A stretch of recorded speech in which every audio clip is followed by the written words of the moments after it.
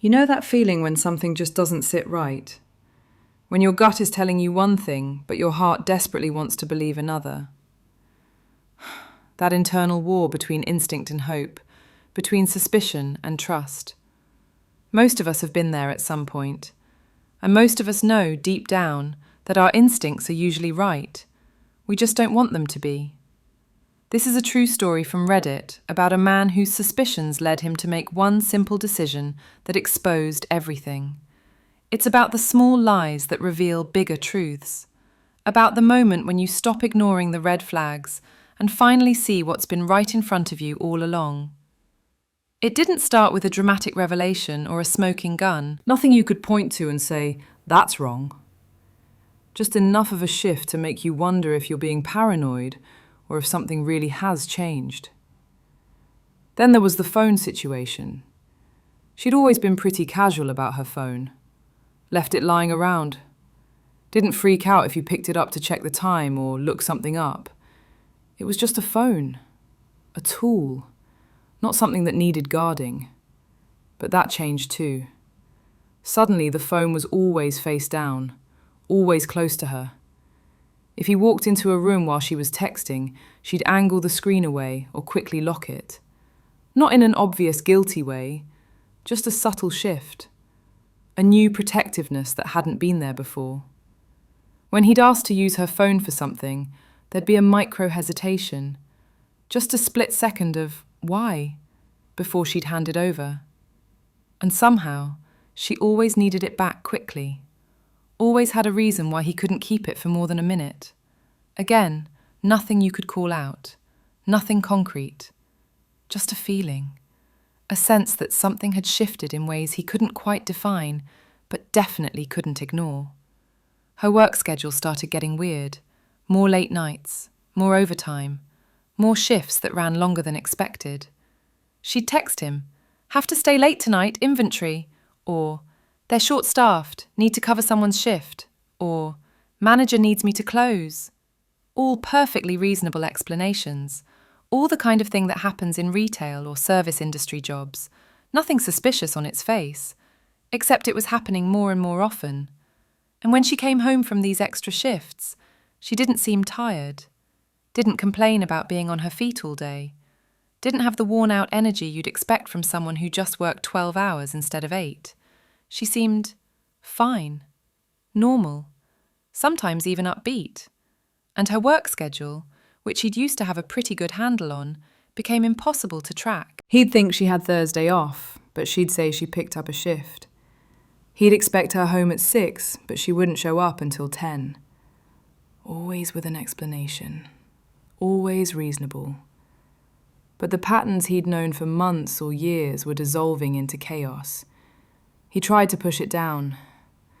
Told himself he was being paranoid, that he was letting his insecurities get the better of him, that if he loved her, he should trust her. That suspicion was toxic, and he needed to stop looking for problems where none existed. But the feeling wouldn't go away. Late at night, lying next to her while she slept, he'd run through everything in his mind. The vague answers, the protected phone, the weird schedule, the way she'd started dressing a little nicer for work, the new perfume, the extra attention to her appearance on days when she supposedly had shifts. Individually, each thing could be explained away. But together? Together they formed a pattern, a picture, one he really, really didn't want to see, but couldn't quite unsee once his brain had started connecting the dots. He started paying more attention, not snooping exactly, just noticing, listening more carefully to her explanations, noting inconsistencies, keeping track of when she said she'd be where. And the more he paid attention, the less things added up. Then came the moment. The one that changes everything. The catalyst that turns suspicion into certainty. She told him she'd be working a double shift, 16 hours. She'd leave in the morning and wouldn't be home until late that night. It was going to be brutal, she said. She'd probably be exhausted. "Don't wait up." He said okay. Told her he hoped it wouldn't be too awful. Kissed her goodbye. Watched her leave. And then he sat with his thoughts. A double shift. 16 hours. That's a long time to be at work. Long enough that surely, if he happened to stop by, if he had a reason to be in the area, if he just wanted to say hi or bring her coffee or ask her a quick question, she'd definitely be there, right? The idea planted itself in his mind and wouldn't let go. He could verify. He could know for sure. One simple action to either confirm his paranoia was unfounded or prove that his instincts were right. He decided to do it. He didn't call ahead. That was the key. If he called her cell phone, she could tell him anything, could be anywhere and claim she was at work, could make up an excuse for why she couldn't talk. The phone gave her control over the narrative. But if he just showed up? His hands were shaking slightly, that sick feeling you get when you know something terrible is about to be confirmed. He called her. She answered cheerfully. "Hey babe, what's up?" "Where are you?" He kept his voice neutral, calm. "At work. Why? Is everything okay?" At work.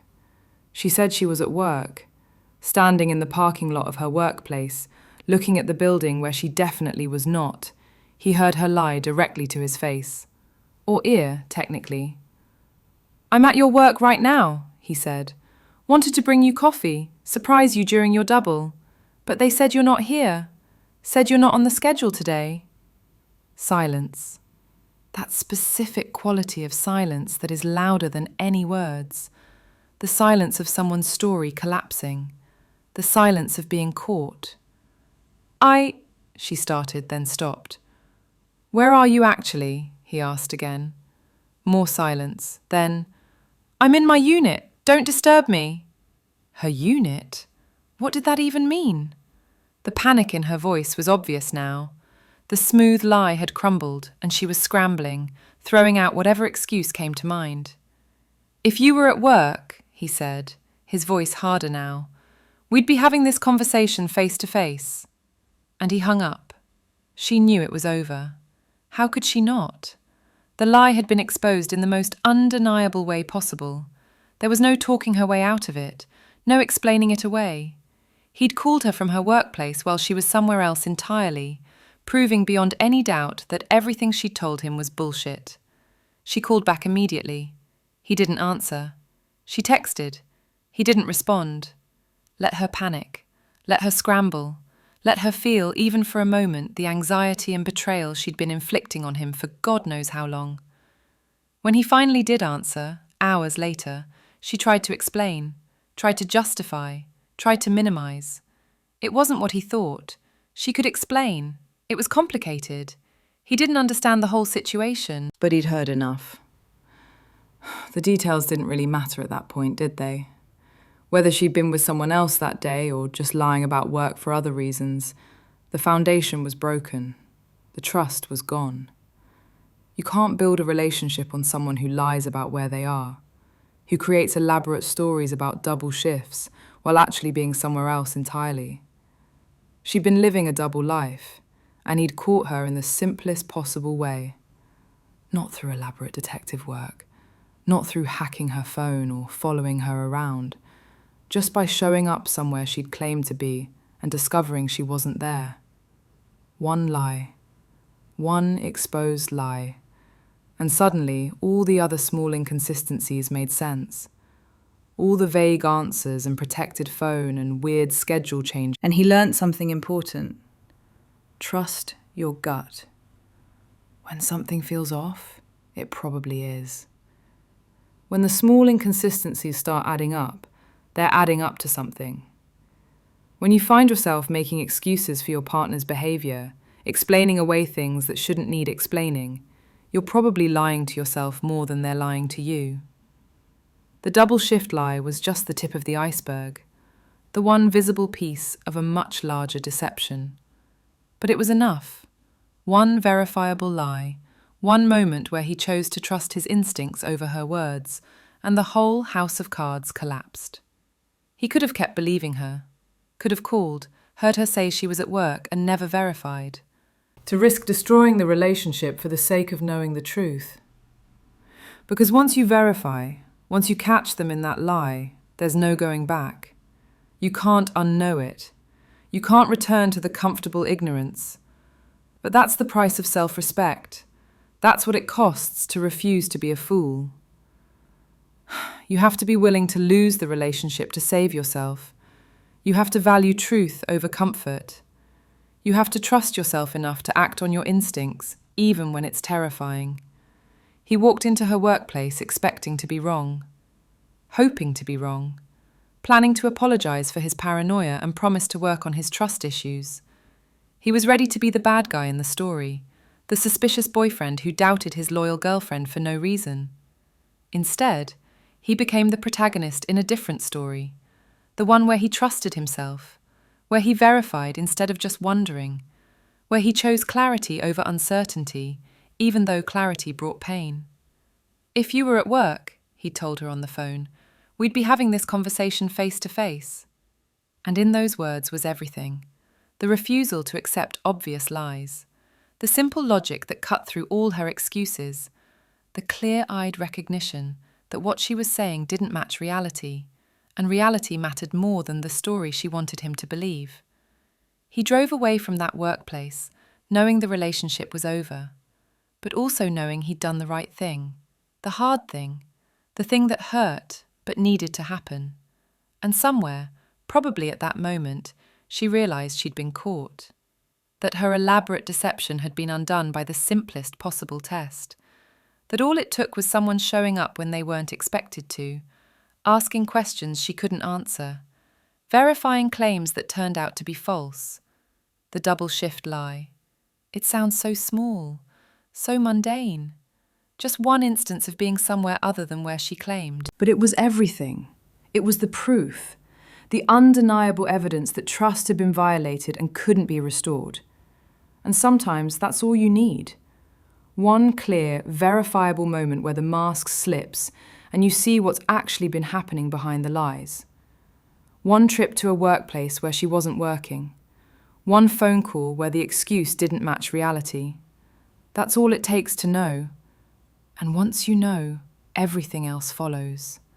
The end of the relationship, the painful conversations, the division of belongings, the loss of shared future you'd imagined, all of it stemming from that one moment in a parking lot when he chose to verify instead of trust. It was the right choice, the painful, necessary, self-respecting choice. And while the relationship ended, something more important survived, his sense of reality, his trust in his own perceptions, his refusal to accept obvious lies just to maintain a comfortable fiction. She lied about working a double shift. He showed up and caught her. The relationship ended, simple as that. And sometimes, the simple stories are the most important ones.